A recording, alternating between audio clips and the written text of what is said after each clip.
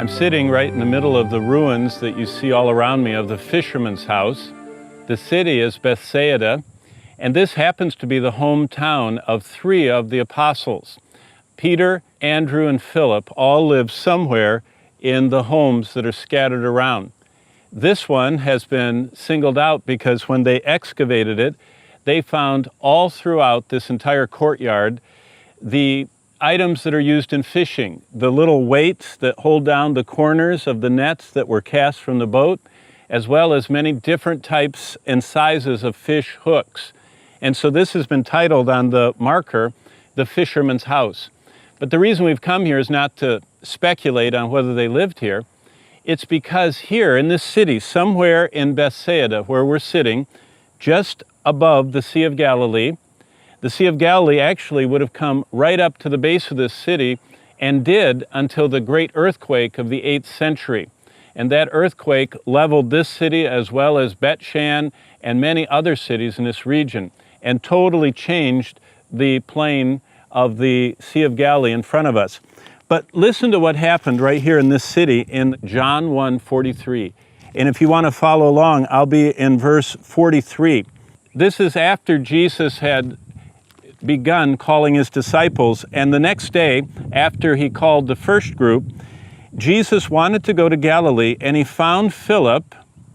Now, who lived in this city? Peter, Andrew, and Philip. Jesus came up into Galilee to this city and found a young man that was living here, and he gave him the 2 most important words any of us could ever ponder in our lives. Jesus said to him in verse 43, "Follow me." Jesus distilled down everything about the Christian life to 2 words.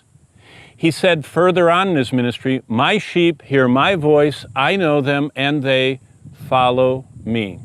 Right here, when he called the disciples, John 1:43, he said to them, "Follow me."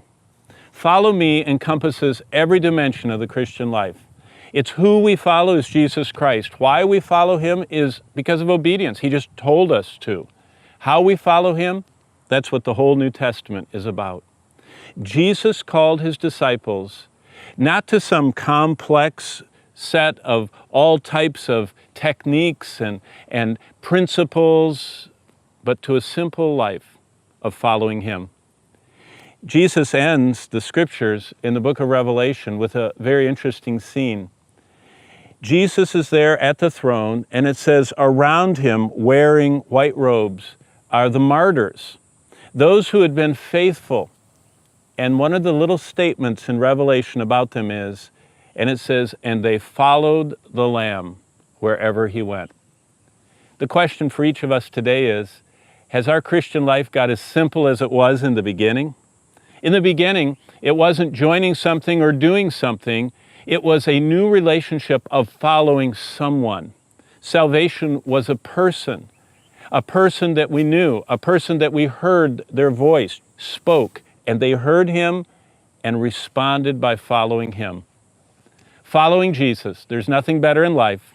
And right here in Galilee, on the north side of the Sea of Galilee, just above Capernaum, and directly across from the city of Chorazim, in this sacred triangle, we find who Jesus is. He is the one that we are to follow. And as we're following his life here in Galilee, we see who he is. Down in Jerusalem, we see what he did on the cross. And then later, out on the coast, the Mediterranean coast, at Caesarea Maritima, we see why he came.